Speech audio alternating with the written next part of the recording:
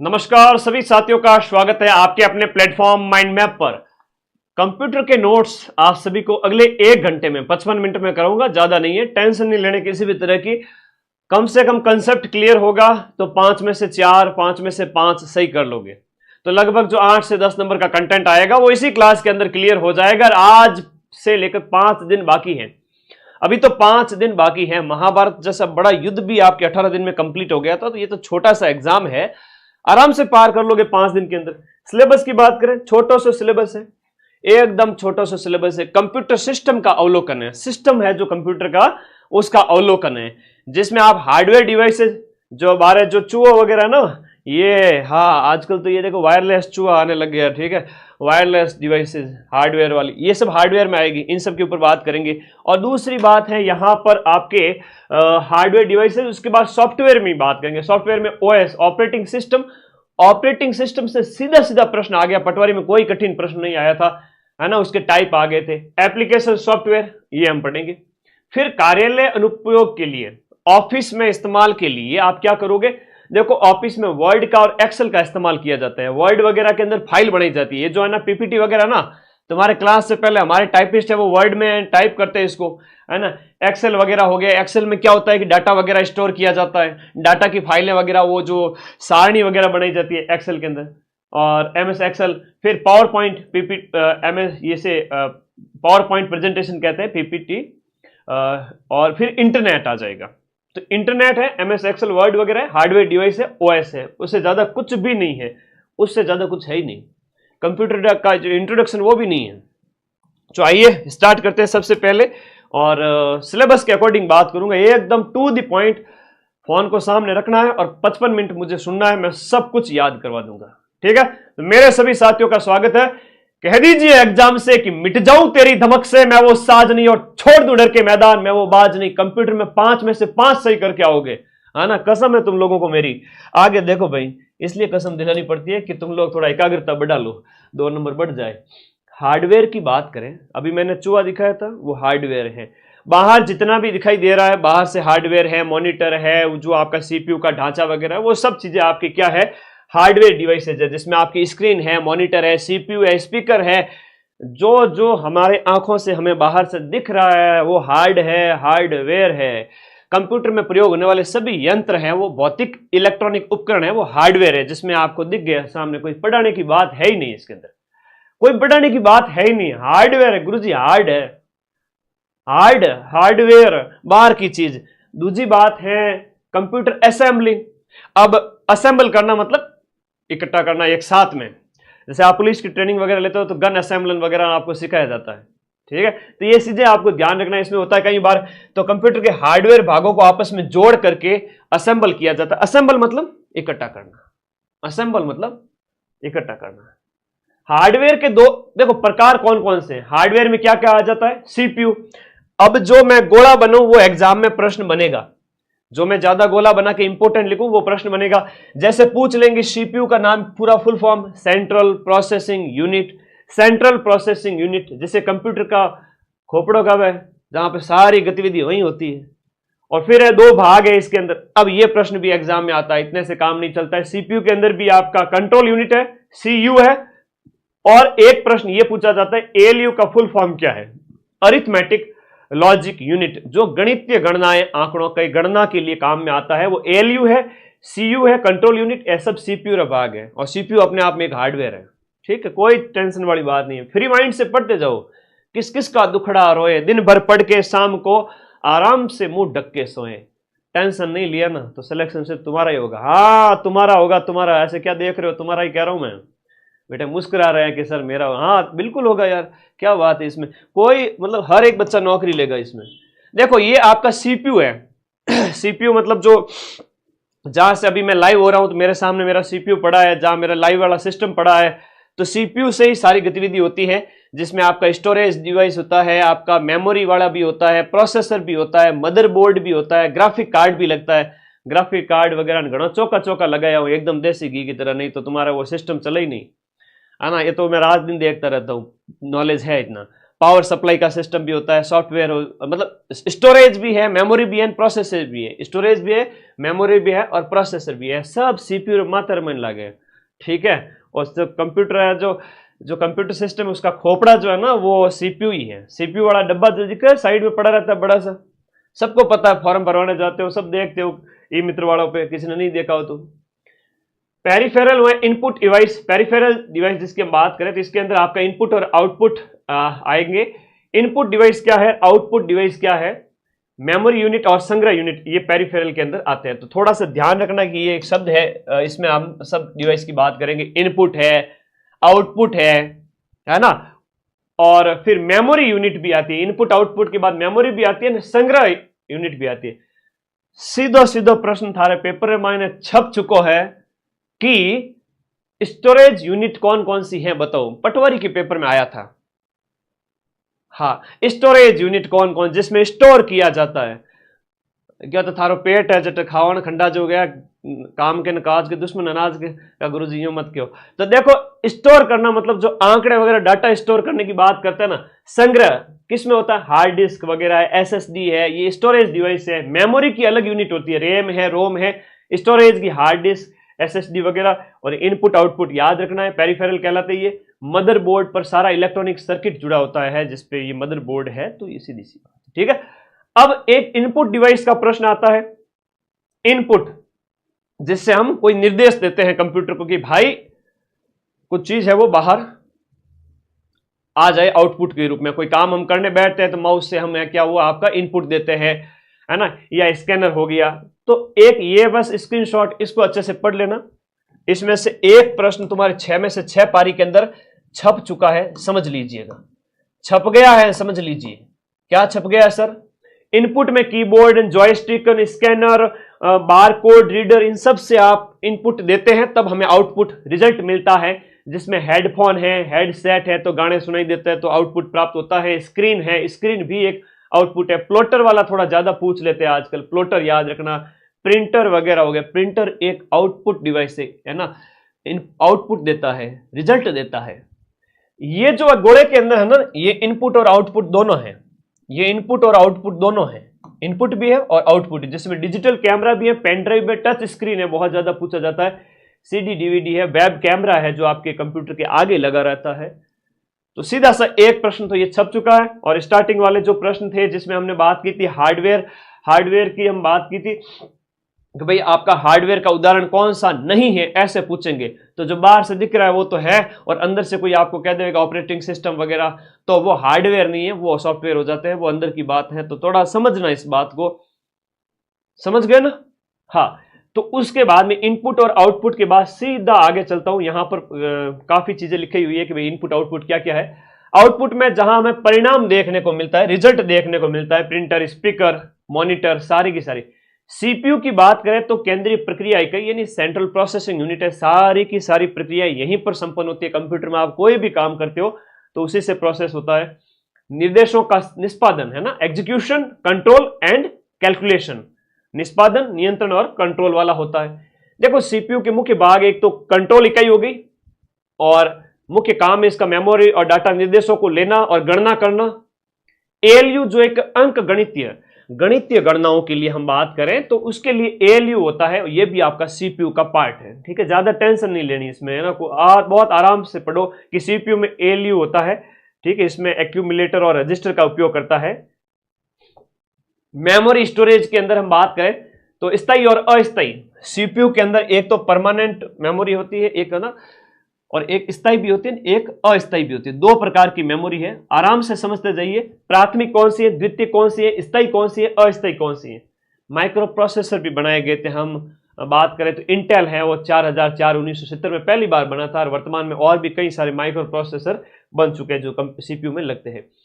Memory की बात करें, एक प्रश्न आपके 100% यहां से पूछा जाएगा, मेमोरी के आपके टाइप से संबंधित है।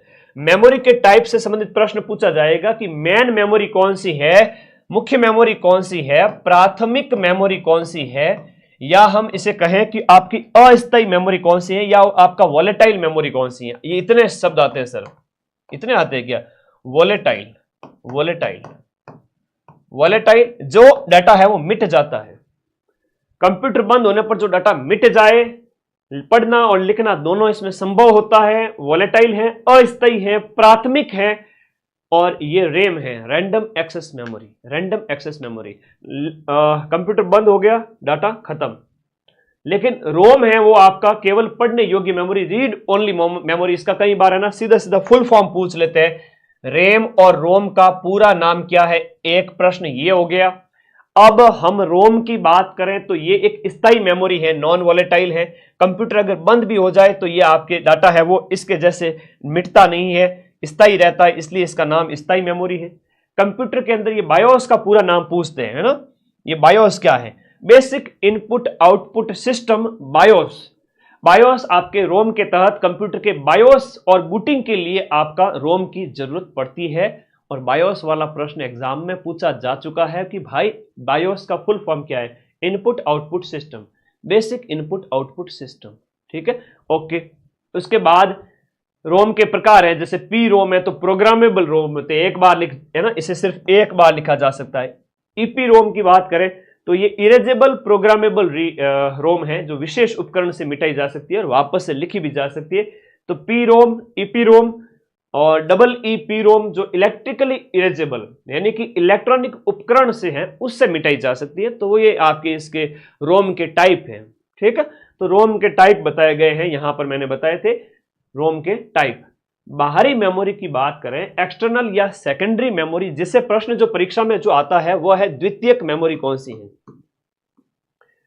द्वितीयक, स्थायी, अस्थायी, volatile, non volatile, RAM ROM के अंदर देख लिया। लेकिन दूसरा प्रश्न यह बनेगा कि बाहरी मेमोरी कौन सी है, जो है आपकी एक्सटर्नल और या सेकेंडरी या द्वितीयक। तो उसके अंदर आपका हार्ड डिस्क आ जाएगी, यूएसबी। आ रही हमारी यूएसबी, देखो ये यूएसबी लगी हुई है इसके अंदर। तो ये यूएसबी यहाँ पर लगी हुई है। तो ये यूएसबी अगर नहीं हो ना, तो वैसे तो कंप्यूटर मेरा ये जो है डिजिटल बोर्ड अपने आप में जो है एक क्या है, डिजिटल बोर्ड अपने आप में कंप्यूटर है, ठीक है ना।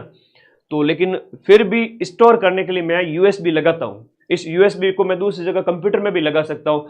तो सीधी सी बात है, जो आपकी यूएसबी है, ये लिखा हुआ है ना यूएसबी, तो यूएसबी ड्राइव, सीडी, डीवीडी, ये हार्ड डिस्क सब बाहरी है ना, ये सेकेंडरी हो जाती है, द्वितीयक हो जाती है। अब इसमें प्रकार है, मैग्नेटिक के अंदर हार्ड डिस्क, फ्लॉपी आती है, और ऑप्टिकल के अंदर सीडी, डीवीडी आती है। कंप्यूटर बंद होने पर भी इसमें डाटा है वो स्टोर रहता है। तो डाटा को स्टोर करने के लिए, परमानेंट स्टोर करने के लिए सेकेंडरी डिवाइसेस होती है। अब सीधी सी बातें थी, समझ में आई गई होगी। और मेरे प्यारे साथी, अगला जो है वो मेमोरी यूनिट्स का है। एक प्रश्न 5 में से मेमोरी यूनिट का आपके पेपर में छप चुका है। मुझे बताओ सबसे छोटी इकाई कौन सी है, स्टार्टिंग की 3 सबसे छोटी इकाई, स्टार्टिंग की सबसे 3 छोटी इकाई बताओ। मेमोरी यूनिट एक बार के लिए छोड़ दीजिए। जैसे हम बात करें बिट, बाइनरी डिजिट 0 या 1, कंप्यूटर का सबसे छोटा जो है वो आपका डाटा यूनिट बाइनरी डिजिट के अंदर होता है। तो इसको हम बात करें, इसको ऐसे नहीं समझ पाओगे आप, इसको ऐसे समझ पाओगे। कंप्यूटर का सबसे छोटा डाटा की बात करें तो ये होता है आपका बाइनरी डिजिट, और बाइनरी डिजिट है आपका 0 या 1, इस तरह से 0 या 1। बाइनरी डिजिट 1 बिट बराबर, मतलब 1 बिट मतलब बाइनरी डिजिट है ये, 0 या 1। फिर हम बात करें 4 बिट मिलकर के एक निब्बल बनाते हैं। 4 बिट मिलकर के, बहुत बढ़िया मनोज कुमार सैनी, सारा बिट बाइट निब्बल। तो ऐसे लिखो ना, बिट बाइट, देखो सबसे पहले बिट हो गया, बाइट हो गया, फिर निब्बल हो गया। तो 1 नंबर पे ये हो गया, 2 नंबर पे ये हो गया, 3 नंबर पे आपका, जैसे 1 बिट से सबसे स्टार्टिंग से हमने स्टार्टिंग यहां से की, बाइनरी डिजिट है ये। बाइनरी डिजिट जो है वो आपका 1 बिट एक बाइनरी डिजिट होता है, जिसे 0 या 1 हम कहेंगे। और जो आपका, एक सेकेंड, बाइनरी डिजिट 0 या 1 वो एक बिट को कहेंगे। अब 4 बिट मिलते हैं तब निब्बल बनता है। तो आपका बिट से निब्बल, निब्बल से आपका बाइट बनता है, 8 बिट से बाइट बनता है। 1024 बाइट होते हैं तब 1 केबी बनता है। 1024 केबी वाला है वो परीक्षा में पूछ लिया जाता है कई बार। तो एमबी बनता है, एमबी डाटा खर्च होता है, तुम सबको पता होगा। ये 1000 एमबी है तो 1 जीबी बनेगा, 1 जीबी डाटा। और 1024 जीबी होगा तब टीबी बनेगा। टीबी 1024 मिलेंगे तब पेटाबाइट बनेगा, है ना। और उसके बाद में पेटाबाइट से हेक्साबाइट, हेक्साबाइट से जेटाबाइट। तो थोड़ा सा याद रखना, एक प्रश्न आपके पेपर में यहां से छप चुका है। सबसे हम बात करें, बिट एक छोटी इकाई है जो कि आपकी एक बाइनरी डिजिट होती है, 0 या 1। अब बिट आपका हम बात करें 4 बिट मिलकर के एक निब्बल बनाते हैं। तो पहला बिट हो गया, उसके बाद में हमने बात की निब्बल की, तो बिट 4 मिलते हैं तब एक निब्बल बनता है, ठीक है। तो ये डिवाइस, ये थोड़ा याद रखना, किलोबाइट वाला ये पूछ लेते हैं, केबी वाला पूछ लेते हैं। नॉर्मल आप फोन वगैरह यूज करते हैं, डाटा का पता चलता है कि भाई जो है बाइट 1024 बाइट है तब जाके के आपका किलोबाइट बनता है। ये सब डाटा आपके खर्च होते हैं, पता चलता है कितने एमबी चले गए। आज से 5-10 साल पहले जियो नहीं आया था, तब से हम कह रहे थे कि भाई इतने हमारे केबी चले गए, इतने एमबी चले गए। आज के टाइम में तो तुम जीबी का भी टेंशन नहीं लेते कि इतने जीबी डाटा आ गए। 5-5 जीबी, 2-2 जीबी रोज के तुम 10-15-20 के एक्स्ट्रा रिचार्ज करके भी क्लास देखते रहते हो। तो पहले के टाइम में तो हम बात करें 10 साल पहले, जो सोच करके टेंशन होती थी कि इतने एमबी जा रहे हैं, तो एमबी से आपका जीबी इस तरह से छोटे छोटे प्रश्न पक्का है इनमें से। स्टोरेज डिवाइस की बात करें, स्टोरेज डिवाइस जो है वो आपके कंप्यूटर में डाटा स्टोर करने के लिए 2 प्रकार की मेमोरी है। एक तो प्राथमिक मेमोरी, प्राथमिक में हमने रैम रोम की बात की थी, और रैम रोम प्राथमिक इकाई के अंदर आएगी। देखो बहुत प्यारा क्वेश्चन है। प्राथमिक स्टोरेज इकाई के अंदर हमने बात करी प्राइमरी स्टोरेज मीडिया, जिसके अंदर रैम और रोम है, लेकिन ये वोलेटाइल है, नॉन वोलेटाइल है। स्थायी जो है आपके रैम है वो जो है अस्थायी। अभी हमने इसके बारे में बात की थी, स्थायी और अस्थायी के बारे में। तो वोलेटाइल, नॉन वोलेटाइल, ये कंप्यूटर के सीपीयू के तात्कालिक डेटा उपलब्ध कराती है। तो प्राथमिक में तो ये आ जाएगी, दोनों ही प्राथमिक के अंदर है, दोनों ही प्राथमिक में, ठीक है। लेकिन द्वितीयक के अंदर कहे, ये मोस्ट इंपोर्टेंट प्रश्न है, एग्जाम में आपसे पूछा जाएगा सेकेंडरी स्टोरेज डिवाइस कौन सी है, जो हार्ड डिस्क है, फ्लॉपी डिस्क है, एसएसडी है। इसका प्रश्न सीधा सा परीक्षा में पूछ लिया जाता है। फ्लॉपी डिस्क, ये आपकी, इसका निर्माण कैसे होता है, तो माइलर प्लास्टिक से बनी होती है। इसका डाटा ट्रैक और सेक्टर में व्यवस्थित किया जाता है। डाटा पढ़ने के लिए डिस्क ड्राइव का इस्तेमाल करते हैं इसके अंदर, और एक्सेस विंडो डाटा पढ़ने का स्थान होता है फ्लॉपी डिस्क में। फिर इंडेक्स हॉल है, वो फोटो सेंसर द्वारा डिस्क की स्थिति निर्धारित करने के लिए। सारी बातें नहीं पढ़ाऊंगा, मैन जहां से प्रश्न आता है वही पढ़ाऊंगा। इसकी विशेषताएं हैं वो आपका बताया गया। डाटा है वो आपका चुंबकीय रूप में स्टोर होता है। पुराने समय में मुख्य रूप से ऑपरेटिंग सिस्टम और एप्लीकेशन स्टोर करने के लिए इसका इस्तेमाल जो है होता था। हार्ड डिस्क की बात करें, हार्ड डिस्क कंप्यूटर का जो है वो मुख्य स्टोरेज डिवाइस है ना, ये भी याद रखना, परमानेंट डाटा स्टोर करता है और मुख्य डिवाइस है स्टोरेज की आपके हार्ड डिस्क है। कितने की हार्ड डिस्क लगी हुई है हम कहते हैं इस टाइप से। तो मास स्टोरेज डिवाइस जो है बड़ी मात्रा में डाटा स्टोर करता है। हार्ड डिस्क का एक प्रकार है सब। ऑनलाइन स्टोरेज डिवाइस की बात करें तो अलग अलग इसके अंतर्गत आ जाएगा। इसकी संरचना वगैरह ज्यादा इंपॉर्टेंट नहीं है, डिस्क प्लेटर वगैरह ये ज्यादा इंपॉर्टेंट नहीं है। इसके बाद हम बात करें सीडी रोम की बात करें, compact disc read only memory, ये इसका फुल फॉर्म है।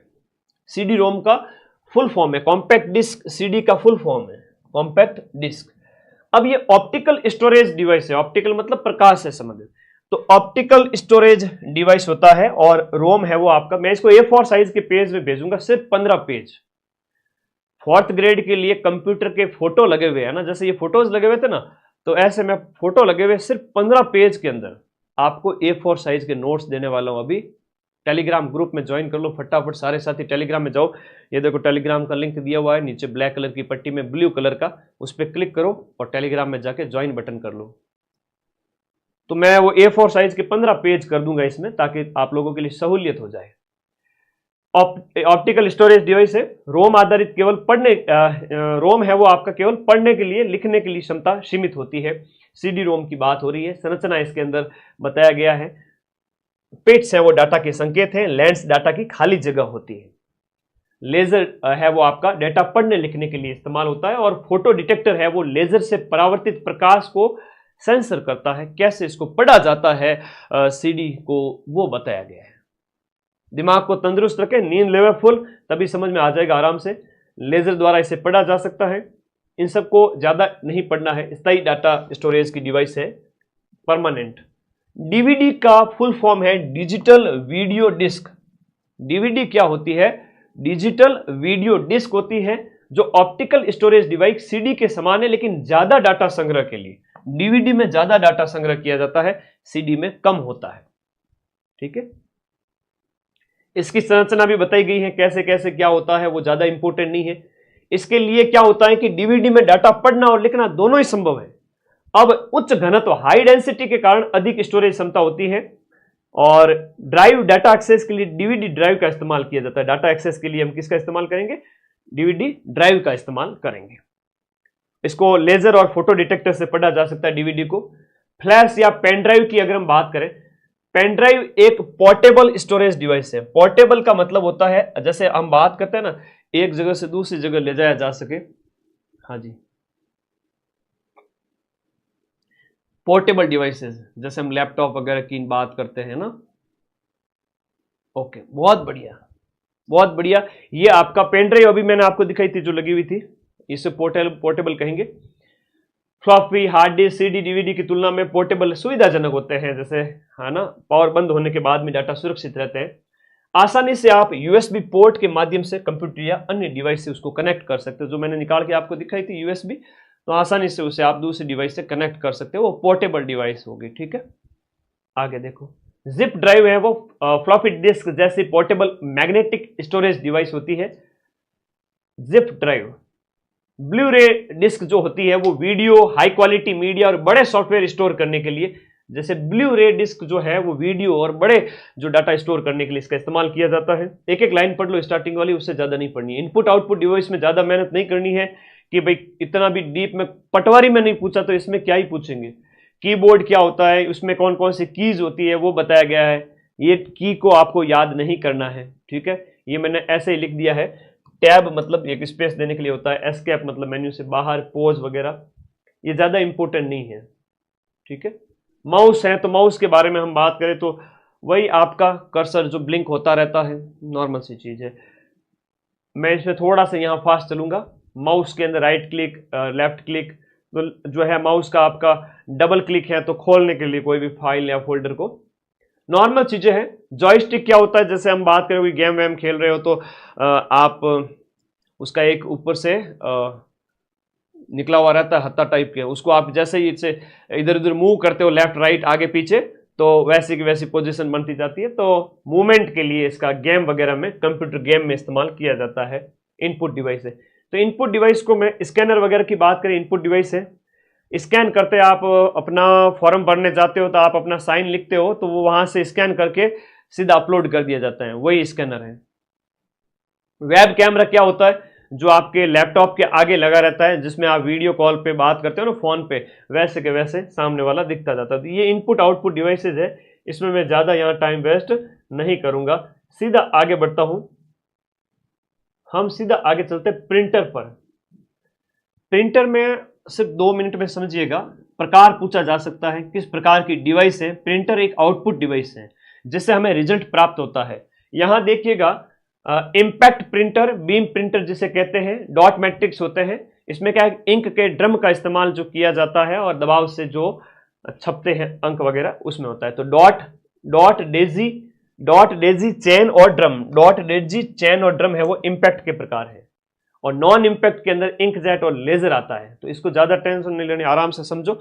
ये है वो आपका कम गुणवत्ता वाला होता है, इंपैक्ट वाला है वो आपका कम गुणवत्ता वाला होता है, और ये है वो आपका ज्यादा क्वालिटी वाला होता है। ठीक है, ज्यादा गुणवत्ता। देखो, पढ़ने को तो अथाह चीज है, लेकिन मैं वो चीज पढ़ाऊंगा जो आपको याद रह सके, और जहां से आप प्रश्न सही कर सके परीक्षा के अंदर।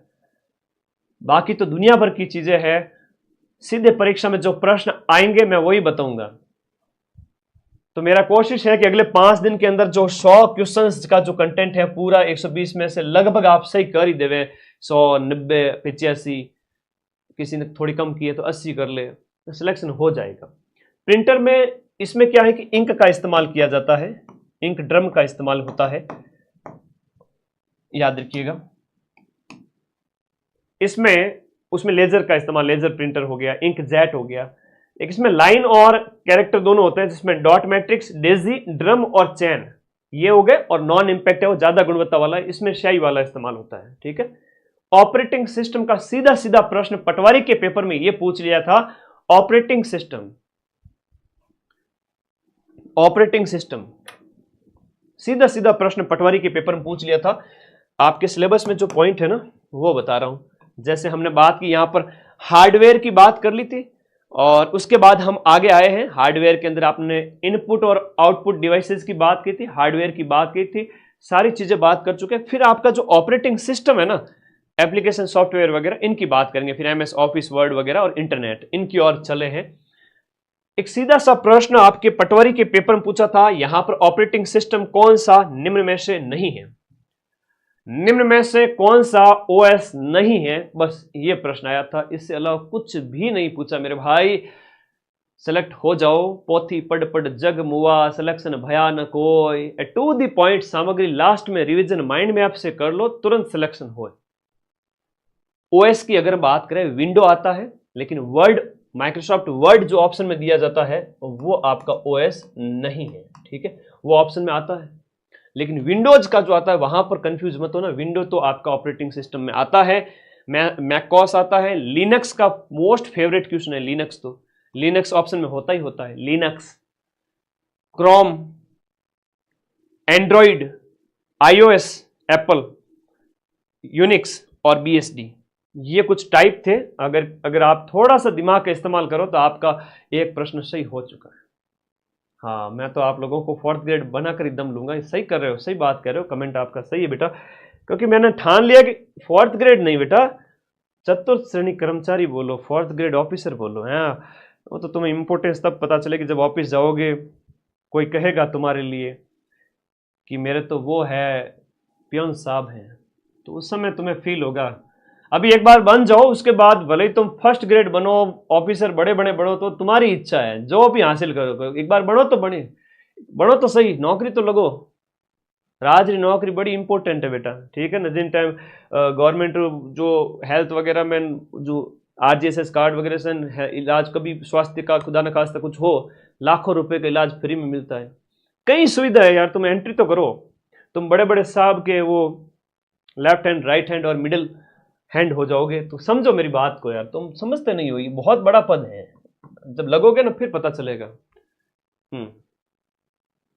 अरे कंप्यूटर 8 से 10 नंबर फिक्स है, चिंता मत करो। 5 से 6, 5 से 7 क्वेश्चन भी पूछ सकते हैं। अधीनस्थ बोर्ड का कोई भरोसा नहीं है।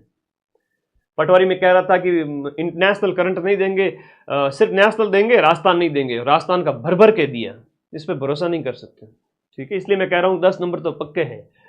ऑपरेटिंग सिस्टम की बात करें तो एक सिस्टम सॉफ्टवेयर है जो कंप्यूटर हार्डवेयर और सॉफ्टवेयर संसाधनों का मैनेजमेंट करता है और उपयोगकर्ता को कंप्यूटर से इंटरेक्ट करने का एक आसान तरीका प्रदान करता है। जो यूजर है वो कंप्यूटर से कैसे इंटरेक्ट करे।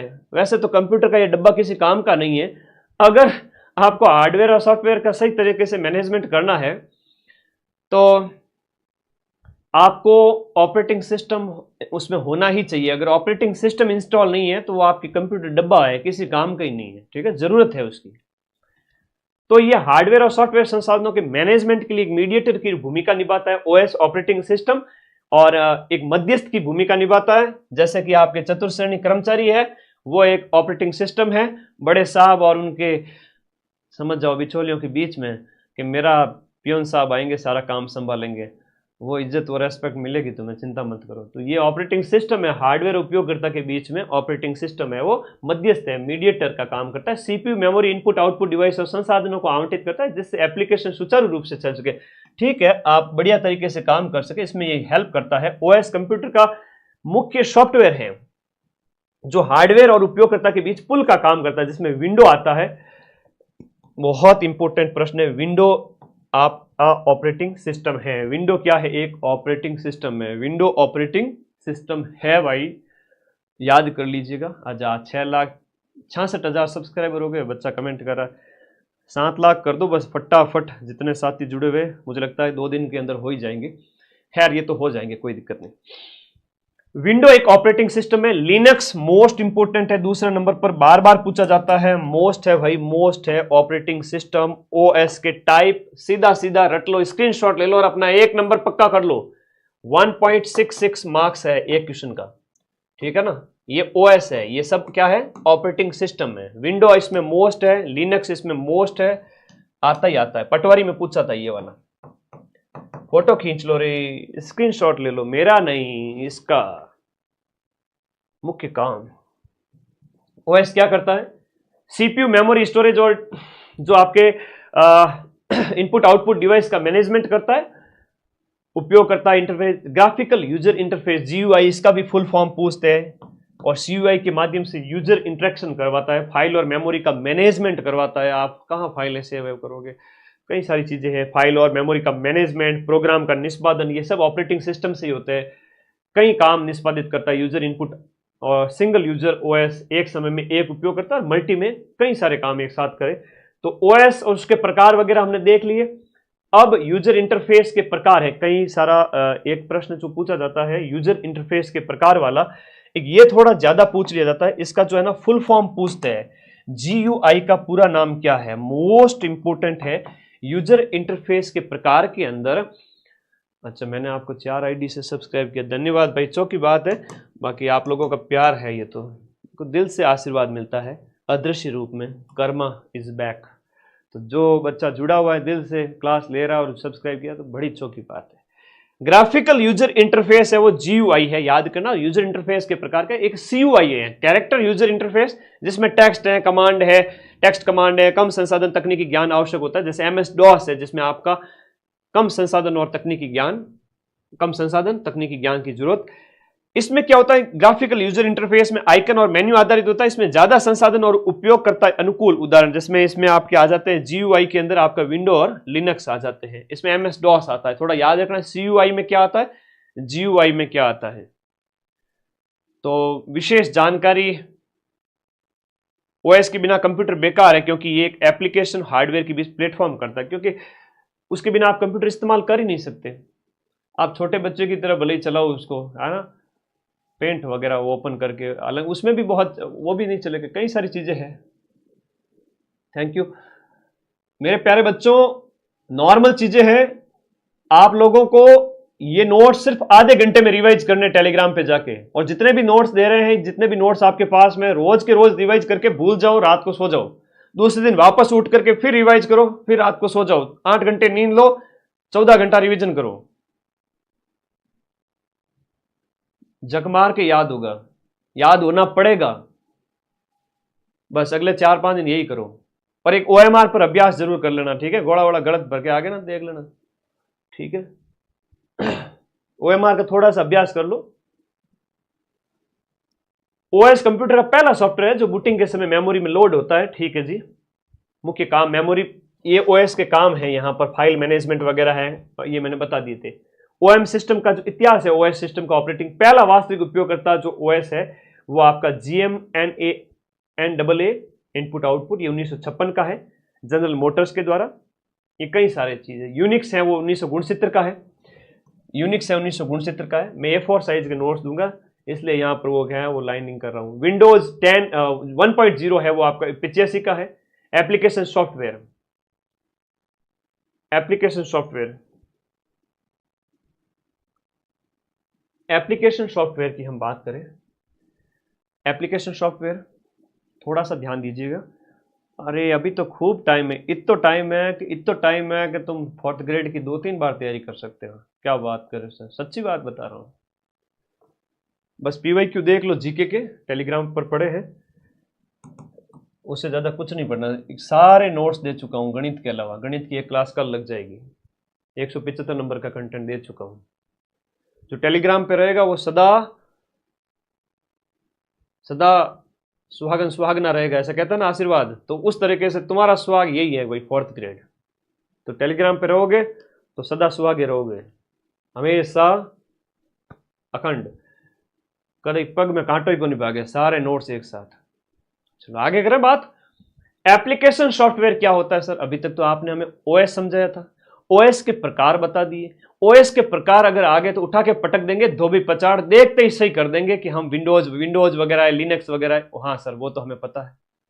अब आगे आ जाओ, इधर एप्लीकेशन सॉफ्टवेयर की बात करें तो एप्लीकेशन सॉफ्टवेयर वो प्रोग्राम है जिससे उपयोगकर्ता किसी विशेष काम एप्लीकेशन सॉफ्टवेयर मतलब कोई विशेष दस्तावेज है, गेम खेलना है, वेब ब्राउज करना है, इसके लिए इस्तेमाल करता है। और ये सिस्टम सॉफ्टवेयर पर, ये सिस्टम है वो ओएस पर चलता है। एप्लीकेशन सॉफ्टवेयर ओएस पर चलता है, ऑपरेटिंग सिस्टम नहीं है तो एप्लीकेशन सॉफ्टवेयर नहीं चलेगा, ध्यान रखना, ठीक है। फिर सिस्टम सॉफ्टवेयर से अंतर कितना है कि सिस्टम सॉफ्टवेयर कंप्यूटर को चलाने और हार्डवेयर को नियंत्रित करता है। एप्लीकेशन, देखो सिस्टम सॉफ्टवेयर तो कंप्यूटर को चलाने में काम करता है, लेकिन एप्लीकेशन सॉफ्टवेयर है वो उपयोगकर्ता के विशेष काम में मदद करता है। अगर आपको कोई विशेष काम करने हैं कंप्यूटर में तो उसके लिए एप्लीकेशन सॉफ्टवेयर इंस्टॉल होने चाहिए। अगर वो नहीं होंगे तो आप विशेष कोई काम ऑफिशियल है वो नहीं कर पाओगे। और ये तो कंप्यूटर को चलाने के लिए ओएस बहुत जरूरी है। मजा आया ना? हाँ, तो कर दो अपने इस चैनल को सब्सक्राइब, सीधी सीधी बात है। उदाहरण है कि जैसे सिस्टम सॉफ्टवेयर क्या है, एप्लीकेशन सॉफ्टवेयर क्या है। देखो एप्लीकेशन सॉफ्टवेयर तो कोई ऑफिशियल काम वगैरह के लिए, आपको कोई मान लो कोई ऑफिस का काम करने हैं, आपको कोई भी तरह के को काम होता है, फाइल बनाना है, डाटा स्टोर करना है, तो उसके लिए आपको एमएस वर्ड है, एक्सेल है, क्रोम है, और आपका ये वीडियो गेम वगैरह इसमें आ जाएंगे। लेकिन सिस्टम सॉफ्टवेयर में विंडोज, अगर विंडो इंस्टॉल नहीं है, मेरे इस डब्बे के अंदर अगर विंडो इंस्टॉल नहीं है ना, तो ये किसी काम का नहीं है ना, ये किसी काम का नहीं है। विंडोज अगर इंस्टॉल नहीं है ना, किसी काम को नहीं। अगर ये ब्राउजर नहीं है इंस्टॉल, अगर ये ब्राउजर नहीं है तो ये गूगल क्रोम नहीं है तो मेरे किसी काम का नहीं, मैं नेट ही नहीं चला सकता, है ना। ये आपका विंडोज हो गया। यहाँ पर ये भी अपने आप में क्या है, एक ये विंडो है, वरना मैं क्या करूँ इसके बिना, है ना। अगर इसके अंदर अगर आपका सिस्टम सॉफ्टवेयर ही नहीं है तो ये कंप्यूटर किसी काम का नहीं है। और एप्लीकेशन सॉफ्टवेयर कुछ विशेष काम करने के लिए काम में आता है, ठीक है। ओके, धन्यवाद। गणितों की बात है। हाँ, आगे आ जाओ। देखो सब इस्तेमाल जो उपयोग है जो आपके एप्लीकेशन सॉफ्टवेयर के, एप्लीकेशन सॉफ्टवेयर के उपयोग है। जैसे आप कोई डाटा एमएस वर्ड से क्या बनाओगे, आप कोई डॉक्यूमेंट बनाओगे, कोई फाइल बनाओगे। और स्प्रेडशीट एक्सेल है, एक्सेल के अंदर आप कोई कई प्रकार के डाटा है उनकी सारणी बनाओगे, है ना। मनोरंजन के लिए वीडियो गेम खेलेंगे, लकड़ों के लाडे है ना, सारे दिन तो पढ़ाई होती नहीं, बीच में आधा आधा घंटा निकालना पड़ता है 4-6 घंटे के बाद में, जब तपने लग जाए। इंटरनेट है तो वेब ब्राउजर, अब क्रोम एंड फायरवॉक्स वगैरह, इसमें इंटरनेट चलाते हैं हम, ये एप्लीकेशन सॉफ्टवेयर के अंदर आ जाते हैं। व्यवसाय यानी आपका इन्वेंट्री मैनेजमेंट एप्लीकेशन, सारे इसमें आ जाते हैं एएस के अंदर। एएस के अंदर हम आपके बात करें तो ये सारे अभी तक जो बताए थे वो थे, ठीक है। अब इसमें एमएस वर्ड की बात करते हैं। एप्लीकेशन सॉफ्टवेयर में वक्त को थोड़ा वक्त दीजिए, सारा वक्त बदल जाएगा। एक गंदे पानी की गिलास लीजिए जिसमें पूरा मिट्टी घुली हुई है और आप उसे उस जो है नल के नीचे रख दीजिए, 2 मिनट लगेंगे, पानी साफ उसके अंदर जाता जाएगा और गंदगी हटती जाएगी। गिलास 2 मिनट बाद देखोगे एकदम साफ झक पानी से भर चुकी है। तो वैसे अपने दिमाग को थोड़ा शांत रखना है। एग्जाम हॉल में जब बैठो 5 मिनट बाद में पेपर हाथ में आते सब कुछ सेट हो जाएगा और तुम सेलेक्ट हो जाओगे। एमएस वर्ड की बात करें, माइक्रोसॉफ्ट कॉर्पोरेशन द्वारा बनाया गया था एमएस वर्ड। इसका उपयोग जो डॉक्यूमेंट बनाने वगैरह के लिए किया जाता है, ये इस प्रकार से होता है MS word. MS word, MS word ऐसा होता है। और आगे आएगा एक्सेल, उसका भी बताऊंगा मैं आप लोगों को, एक्सेल क्या होता है, कैसा होता है, ठीक है। अब इसमें कई सारी चीजें वर्ड के अंदर, तो आप जाकर पे, जैसे मेरी पीपीटी है, मैं आपको जो पढ़ाता हूं ना, ये पीडीएफ है। अब इस पीडीएफ को बनाने के लिए हमारे टाइपिस्ट साहब बहुत मेहनत करते हैं, ठीक है, दिन रात लगे रहते हैं, ठीक है। तो वो सब इसी में बनाते हैं वर्ड के अंदर। और एक्सेल है तो कोई अगर ऑफिशियल कोई काम वगैरह है, डाटा का स्टोर करना, ये एक्सेल के अंदर है। जैसे यहाँ सारणी बनानी है, कोई स्कूल का रिजल्ट वगैरह होता है बच्चों का, इस तरह से डालना, या कोई कॉमर्स के डाटा वगैरह डालना है, तो वो एक्सेल के अंदर हो गया, ठीक है। और कोई फाइल बनानी है तो फाइल बनानी है, पीडीएफ वगैरह बनानी है। जैसे मैं बच्चों को पढ़ा रहा हूं, मैंने कहा टाइपिस्ट को कंटेंट भेजा, मैंने कहा सर ये बना दीजिए अपने पीडीएफ बच्चों को पढ़ाने के लिए, यहाँ पर लिख लीजिए माइंड में आप हारा वही जो लड़ा नहीं, इस तरह से बढ़िया डिजाइन करिए, तो वो आपके वर्ड के अंदर फाइल बनाएंगे, ठीक है। तो ये इसमें वो इसका इस्तेमाल करेंगे, समझिए इस बात को। एमएस वर्ड माइक्रोसॉफ्ट ऑफिस का हिस्सा है। जो वर्ड है वो माइक्रोसॉफ्ट ऑफिस का ही पार्ट है। इसमें माइक्रोसॉफ्ट ऑफिस के मुख्य प्रोग्राम क्या है, मोस्ट इंपोर्टेंट चीज यहां पर लिखी हुई, 2 बातें लिखी हुई, एक ये लिखी हुई है, एक ये लिखी हुई है।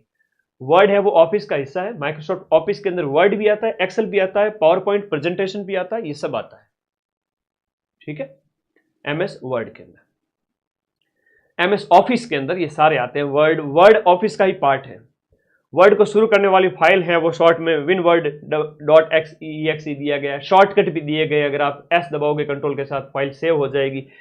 ये नॉर्मल चीजें हैं जो ज्यादा डीप में नहीं पूछी जाएगी। रूलर क्या होता है? MS वर्ड में 2 प्रकार के रूलर होते हैं, जो हॉरिजेंटल होता है और वर्टिकल होता है। तो अलग अलग उसकी साइज वगैरह बताई गई है। पैराग्राफ को कैसे लिखना है, इसमें आप ज्यादा माथापच्ची न करें। मेन्यू बार वगैरह, स्टेटस बार कहाँ क्या, इसमें ज्यादा माथापच्ची न करें। ठीक है, मैं सीधा आगे चलूंगा। MS के बाद में मेल मर्ज वगैरह ये सब आगे बात करते हैं। अब इसके बाद सीधा इसमें तो क्या कैसे यूज करना वो सारी चीजें बताई गई। जो ज्यादा माथापच्ची वाली बात है वो मत है ना, इसमें ज्यादा टाइम वेस्ट मत करना। जो सीधा 5 में से मैं बता देता हूं क्वेश्चन कौन कौन से आएंगे। वही कंप्यूटर के हार्डवेयर सॉफ्टवेयर से एक क्वेश्चन आएगा, हार्डवेयर से, इनपुट आउटपुट वाला, मेमोरी वाला, इंटरनेट वाला। तो तुम क्या सोचते हो कि पूरे सिलेबस को ना पढ़े और एक को ही रटते जाए? ये तो फेल होने के लक्षण है। एक को नहीं रटना है, पूरे सिलेबस को पढ़ना अच्छे से। याद हुआ तो ठीक, नहीं तो टेंशन नहीं लेनी, आगे बढ़ो। बहुत बड़ा सिलेबस है तो सारे पार्ट है वो कवर कर लीजिए। इसलिए मैंने कहा कि आपका MS जो माइक्रोसॉफ्ट ऑफिस का जो पार्ट है वर्ड, उससे आगे हम बढ़ चुके हैं। उसका दूसरा पार्ट माइक्रोसॉफ्ट ऑफिस का वर्ड के बाद में है एक्सेल। वर्ड समझ लिए बस, बहुत है। उसके बाद एक्सेल को समझ लो, थोड़ा सा बहुत है। 5 में से 1 या 2 मुश्किल, 1 या 2 क्वेश्चन मुश्किल। 2 क्वेश्चन यहां से आ गए, 1 इंटरनेट से आ गया, 1 हार्डवेयर से आ गया। उससे ज्यादा कितने प्रश्न ही नहीं है। 15 प्रश्न होते तो मैं लालच करता। तो हमेशा सिलेक्शन की रणनीति पे ध्यान रखो कि आउटपुट कितना मिल रहा है। ज्यादा लालची होना चाहिए पढ़ाई के अंदर कि भाई हमें जितना फायदा होगा हम उतने सेल्फिश बनकर पढ़ाई करेंगे। ठीक है, तो एक्सेल की प्रकार की बात करें, एक्सेल है वो स्प्रेडशीट एप्लीकेशन सॉफ्टवेयर है। Excel is a spreadsheet, important है ये लाइन, थोड़ा रट लेना, दिमाग में बिठा लेना। एक्सेल स्प्रेडशीट एप्लीकेशन सॉफ्टवेयर, इसका प्रयोग है वो एक्सेल में आते ही आप डाटा, एक्सेल में डाटा, और हमने बात की वर्ड के अंदर फाइलें बनाई जाती हैं। नॉर्मल सामान्य जानकारी किसी भी बच्चे ने अगर सिर्फ आधा घंटा ये क्लास देख ली और जिंदगी में कभी कंप्यूटर नहीं पढ़ा है तो भी 5 में से 3 4 उसके ऊपर डिपेंड करता है, वो सही करके आ जाएगा। और जिसने थोड़ा सा चेक कर लिया वो 5 में से 5 सही करेगा। ठीक है, कोई कठिन प्रश्न नहीं आएगा, आएगा ही नहीं, देख लेना। वर्कशीट का पहला, इसमें कैसे तैयार की जाती है ये आपको याद रहेगा। एक्सेल का एक जो पेज खुला हुआ है, अब इसमें कैसे क्या बनाते हैं वो मैंने लिखा है हालांकि, लेकिन एक रीडिंग मार लेना, टाइम बर्बाद मत करना। फिर से कह रहा हूं, इसमें टाइम बर्बाद नहीं करना है।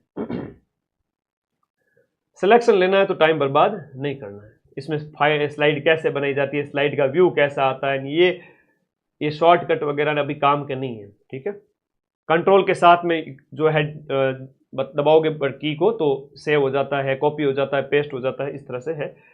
सामान्य चीजें हैं, इसमें समय बर्बाद नहीं करेंगे। लास्ट वाला पार्ट है इंटरनेट आज की क्लास का। 5 ही प्रश्न है, इसलिए कह रहा हूं टेंशन नहीं लेनी है, ज्यादा आउटपुट हमें लेना है। साची बात है हमारी, तो नॉर्मल पढ़ लो, बहुत है। पूरा नाम है इंटरनेट, इंटरनेशनल नेटवर्क विंटन जी सर्फ, इसके द्वारा इसका आविष्कार किया गया सबसे पहले। दुनिया भर में कंप्यूटर नेटवर्क का एक विशाल, जैसे वाइड एरिया नेटवर्क जो हम कहते हैं, वे लेन के बाद लेन मेन वेन जो होता है ना, वेन जो है वो इंटरनेट का एक उदाहरण है ना, विश्व स्तर पर जो है वो आपका वेन है। भारत में बात करें तो 15 अगस्त 1995 को भारत में इंटरनेट की शुरुआत होती है।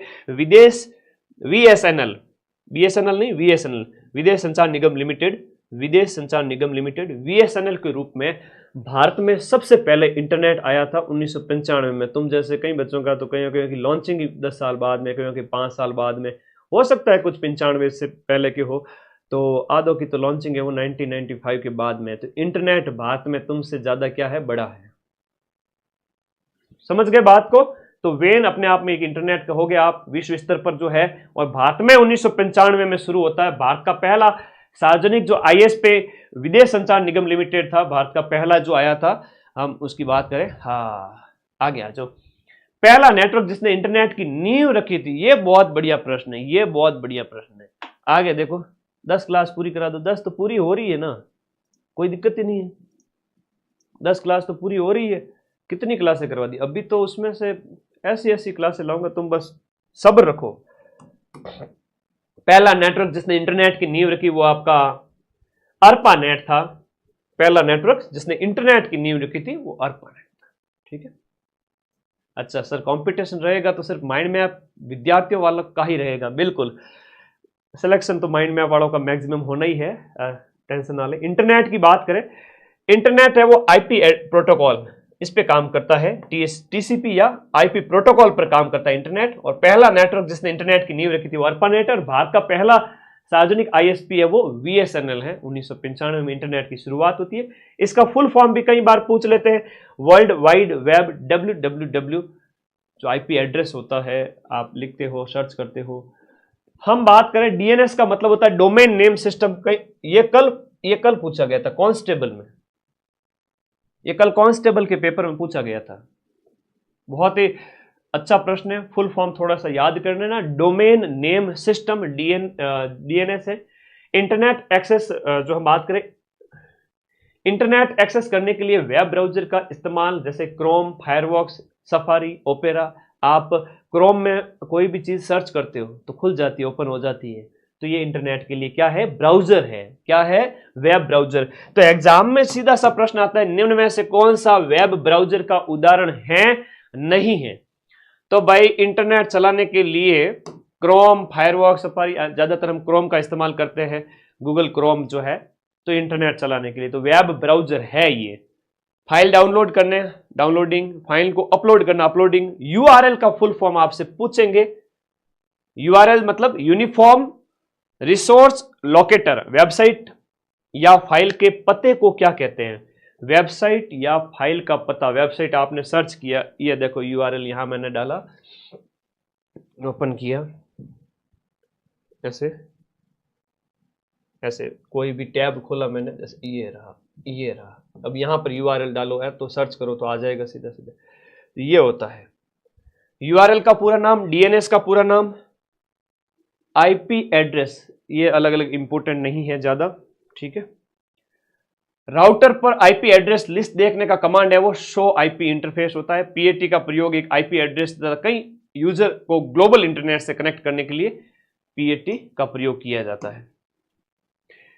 शेल अकाउंट जो है, कंप्यूटर सीधे नेट से नहीं जुड़ा है, आईएसपी कंप्यूटर से जुड़ता है, इसमें इनको छोड़ दीजिए। आईएसपी का पूरा नाम है इंटरनेट सर्विस प्रोवाइडर। इंटरनेट सेवा प्रदान करने वाला आईएसपी होता है। इंटरनेट सेवा प्रदान प्राप्त करने के जो साधन है वो डायल अप है, लीज लाइन है, ब्रॉडबैंड है, ये ध्यान रखना। और डायल अप कनेक्शन है वो टेलीफोन लाइन के माध्यम से आईएसपी, वो डायल अप होता है, ध्यान रखना। और उसके बाद में एएसपी का पूरा नाम है एप्लीकेशन सर्विस प्रोवाइडर होता है। एक सॉफ्टवेयर के माध्यम से सभी ग्राहकों को इंटरनेट सेवा प्रदान की जाती है। एचटीटीपी का फुल फॉर्म, हाँ मोस्ट इंपोर्टेंट है, एग्जाम में पूछ लिया जाता है, hyper text transfer protocol secure. HTTP का फुल फॉर्म एग्जाम में पूछा जाता है। इंटरनेट डेटा ट्रांसमिशन तकनीक है जो पैकेट स्विचिंग की तकनीक है, इसको छोड़ दीजिए। ये अर्पानेट जो सबसे पहले इंटरनेट की शुरुआत तो अमेरिकी रक्षा विभाग के लिए, इंटरनेट जब सबसे पहले आया था तो अमेरिका के जो डिफेंस सिस्टम है उसके लिए इंटरनेट की शुरुआत की गई थी विश्व में सबसे पहले, और वो अर्पानेट के थ्रू। अर्पा का नाम है एडवांस रिसर्च प्रोजेक्ट एजेंसी, जो अमेरिका के रक्षा विभाग ने 1969 में जब इसरो की स्थापना हुई उसी साल में इंटरनेट की शुरुआत। आम जनता के लिए 89 में खुला था, 20 साल बाद। एक्स्ट्रानेट क्या है? इंटरनेट, जो ऐसा इंटरनेट जो बाहरी लोगों को अनुमति देकर आंशिक रूप से लिमिटेड लोगों को जो एक्सेस देवे, वो है एक्स्ट्रानेट। इंटरनेट निजी इंटरनेट नेटवर्क जो केवल संस्था के सदस्यों के लिए होता है, इंटरनेट, एक्स्ट्रानेट।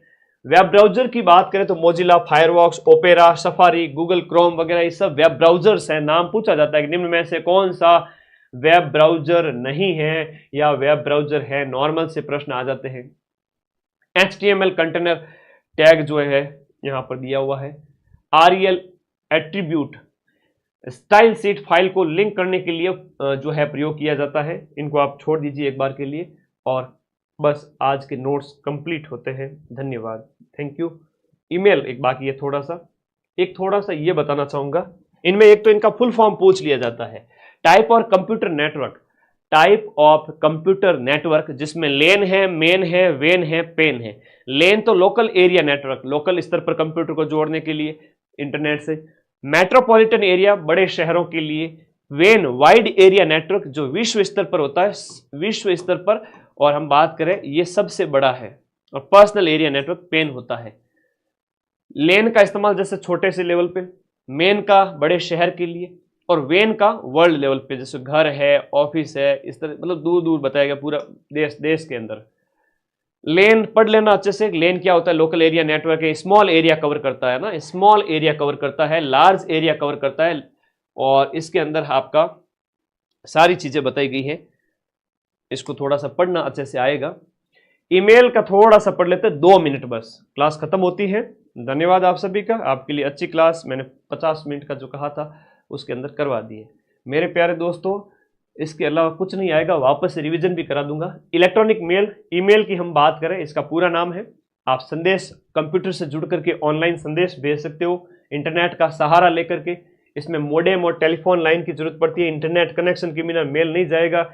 इसके लिए @ एक यूजर आईडी है, और @ के बाद में जो होता है @gmail.com, तो वो डोमेन का नेम होता है। और @ से पहले आपका जो नाम होता है वो यूजर की आईडी होती है, और बाद वाला जो है ना वो डोमेन नेम है। जैसे बात करूं धर्मवीर फिटनेस, बच्चा कमेंट कर रहा है, तो Dharmveer fitness @gmail.com, commercial use के लिए .com, गवर्नमेंट यूज के लिए होता है .gov होता है ना, इस तरह से आता है।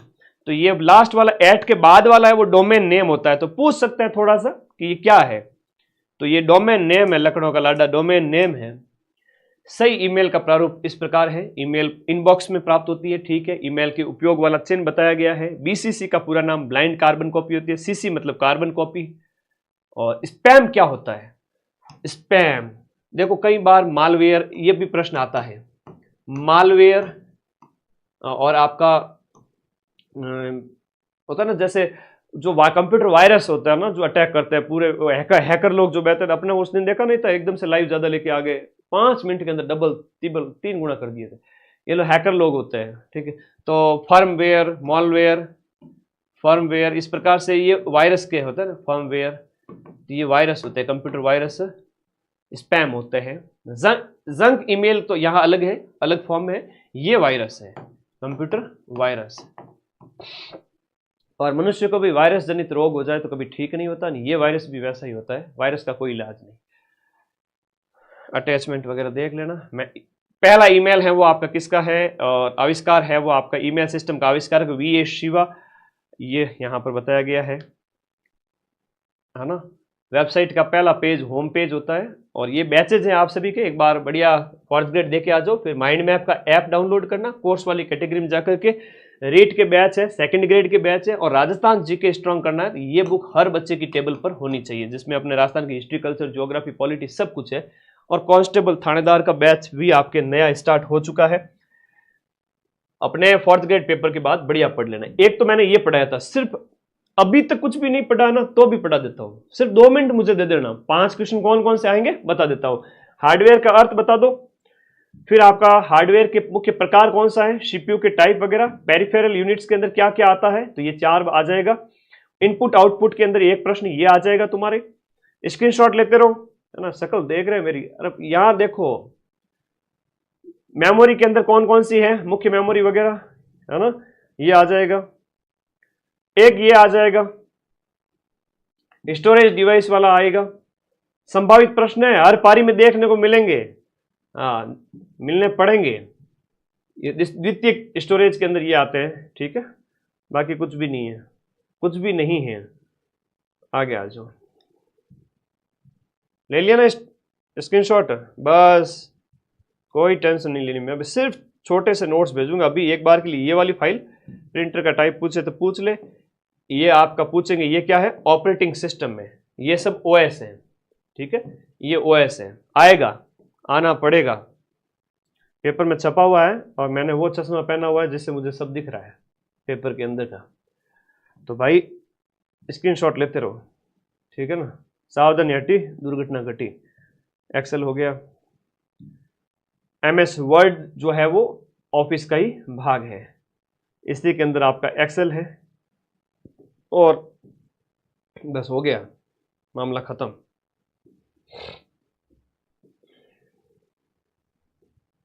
चलिए फिर एक थोड़ा इंटरनेट वाला देख लेना, लास्ट लेन वेन मेन वाला देख लेना थोड़ा सा, ये वाला, ठीक है। बस हो गया, इससे बाहर कुछ नहीं।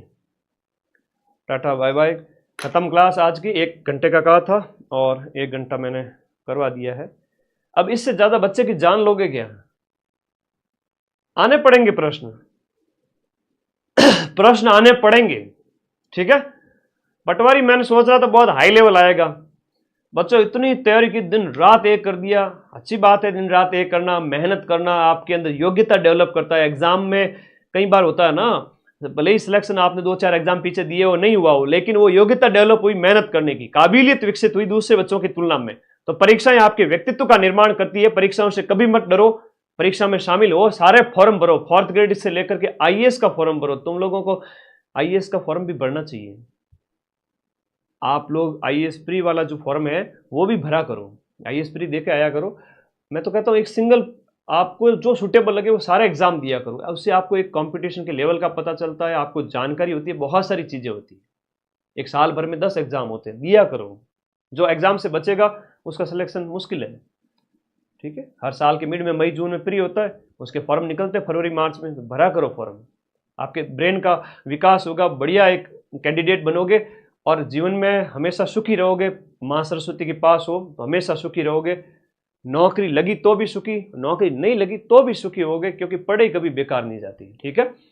तो आप सभी के सिलेक्शन की पूरी संभावना है। अब मैं चलता हूं, अभी तो मुझे और क्लास लेके आनी है रात को। कल हिंदी की और मैथ की क्लास होगी, और एक क्लास तो जिसका तुम बड़ी बेसब्री से इंतजार करते हो वो अभी डिस्क्लोज नहीं करूंगा, हाँ, वरना कॉपी हो जाती है मार्केट में मदन सर की। चलो कोई नहीं, जितने साथी जुड़े हुए हैं एक बार बता देना कैसी चल रही है तैयारी, जोश कैसा है आप लोगों का, कमेंट बॉक्स में मैं सबके कमेंट देखना चाहूंगा। थैंक यू, धन्यवाद, ओके बाय।